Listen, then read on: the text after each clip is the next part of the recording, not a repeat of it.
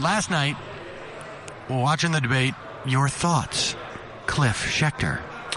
My thoughts, as we laid out during the time, but I guess only members will get to hear the wonderful thoughts that I shared.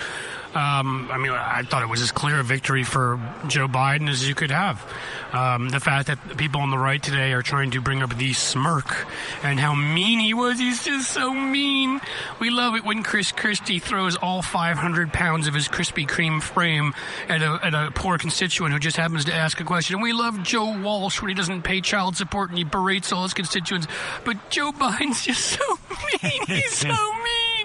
I mean, he destroyed Paul Ryan, and Ryan had a few good lines and a few good moments. Not to say Paul Ryan was completely incoherent.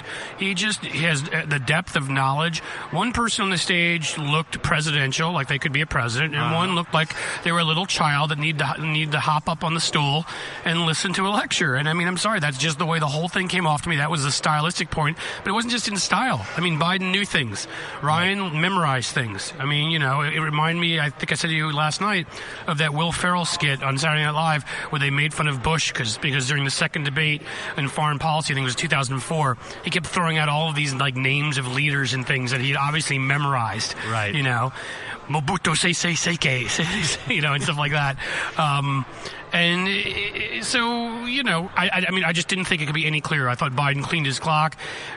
Important note, folks, because people were looking at this CNN poll that had Paul Ryan winning a little bit. That was among all voters, not swing voters. Among swing voters, the one at CBS had Joe Biden winning by 19 points, 50-31. Frankly, I don't even see among how all voters.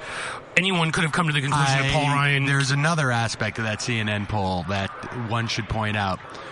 It was done by CNN? Well, no, they oversampled Republicans.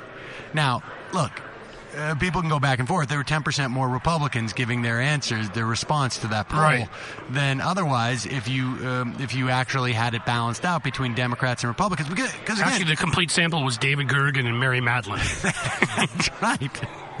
Apparently, it's a small win for Biden. So, but be that as it may, I think we'll get into some of the substance, because really, for me, the most interesting stuff, obviously, is Social Security and Medicare. Yeah. And I want to be clear just for a second. I mean, I don't mean to cut you off, but again, I feel like I have to keep reminding people of this because I don't do the fanboy thing. And, at the time and since then, I've again and again said that I think President Barack Obama put in one of the worst debate performances I've perhaps ever seen in my life. Certainly on the presidential level, I think maybe Bush in 2004, that first one came close, but I think Obama's was even much worse than that. So I'm not shading this. I'm not going towards the guys I like. I just don't understand how anybody could watch the same debate I was watching last night, like someone like David Gergen, and think that was a draw. Well, I just don't get. I mean, one guy was clearly in command, and the other guy was clearly a little child trying to get up to speed, and it just wasn't even close. I think there are probably some voters out there, who don't understand a lot of what is being talked about. I mean, I think it's very hard for us as people who actually know what they're talking about. I mean, during the Romney-Obama debate, there were times where I was literally going like, I'm lost here. Particularly when Obama was speaking, I had no idea what the heck he was saying. And it wasn't that it was policy dense; it was that it was just dense. Yeah. But I suppose it's conceivable that someone could just say like, I don't like Joe Biden's cap teeth or whatever it is. But the honestly, like those hair plugs, but who knows? But really, when you're talking about a debate like this, it's almost the vice presidential debate at this point. It really is done for the media. And, and for some voters, but in terms of its lasting implication, it stops whatever hemorrhaging was going on with the last debate. It resets everything. Yes. And I'm just speaking about this specifically in terms of the horse race, as it were, now. And so it changes the narrative. I gotta say, Paul Ryan, what scares me about Paul Ryan is he is, I think I don't know who said this, but he is sort of a stupid person's idea of what a smart person is. I wrote a whole column of that pointing out that he and Scalia and Newt Gingrich, this is about the trifecta, this is about 6 months ago, that those are the three that were considered smart people. And I'll let you continue. I don't mean to cut you off. No, it's rather amazing, isn't it? Yeah, well, I mean, because, you could see how sort of formulaic everything that he was offering was. And when he had the freelance, literally, I thought he was going to cry when they started to when Raditz started to push him on Syria.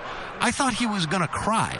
Yeah. And just go like, but no one told me this was going to be on the test. I didn't know. Wait a second. Okay, time out, everybody. I really thought that's what he just had this look on himself like, this is not fair. Right. To get a follow-up question on Syria. And again, I just don't see how anyone could watch this. And again, this is even getting into the substance of it, right, where he was just terrible.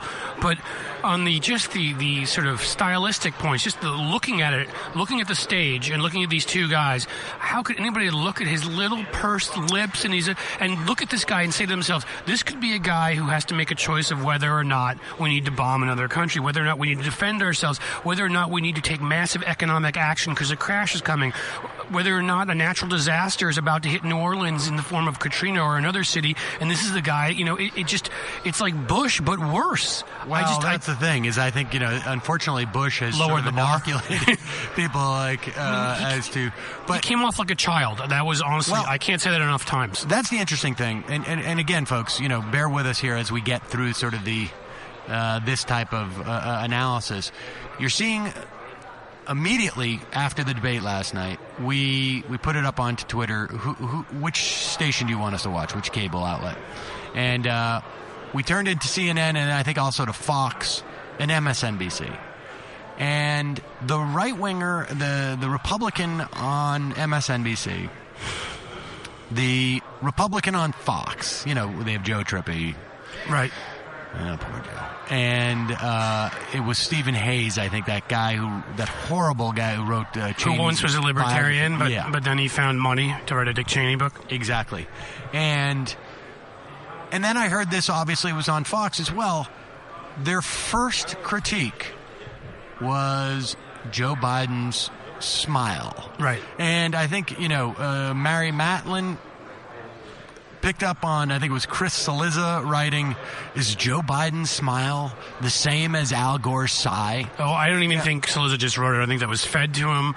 And I think a couple of conservatives during the debate, it's like they don't all know how to text each other and email each other. Right. We're like, we're getting our asses handed to us. We need to do what we did in 2000 when Al Gore won on substance, but we were able to take it away from him by pointing out all the sighing and all the whatever. That was, to me, there's no way they all just came to that conclusion. That is the primary indication, I think, of how they thought that they had lost the debate. Now, of course, that's not going to work. It's not going to have the same traction as the Gore thing, because the Gore thing supposedly fed into a narrative that was pre-existing, that had been built up over the course of the campaign. He's professorial. Right. He is. He thinks he's better than everybody. He's there's also bombastic. That's important, but also there's a hugely different media environment today. Let's be honest. In 2000, you had Fox News. MSNBC was trying to give shows to people like Alan, what's his name, Keyes, and did give a show. Was giving shows to people like Savage out in San Francisco. You had no Current. You had no Center for American Progress. No you had radio. no Media Matters. You had no. You didn't have anything to point out who's lying, So at least now, not to say we compete, you didn't have Sam Seder sitting here doing this right now. No. We've got people who can answer the BS. Well, that's true, but I also think that the problem is it's not going to stick to Joe Biden, because the idea of Joe Biden being condescending, no, people think of Joe Biden as goofy, or the guy Who's your favorite old drunk uncle. Yes. That's what And so the idea that he is condescending, really, I think, is problematic for them, because it really, look, you can overanalyze how much what is relevant about the vice president, but if anything, what condescending implies is that Paul Ryan is his child. Right, and in a way, I actually would admit that charge. I think there are times when he was a bit condescending because he was sitting there dealing with a little child who was lying about stuff and clearly out of his element didn't know things. I would be condescending too. And the problem is that there is no, when people think of Joe Biden, regardless of what they think, even I think his detractors, the last thing that they would say is he's condescending. Right. He just he doesn't come off as a nasty. No. And so good try though. Good work, Mary. Indeed. And so I think clearly the right felt that there was no traction for them.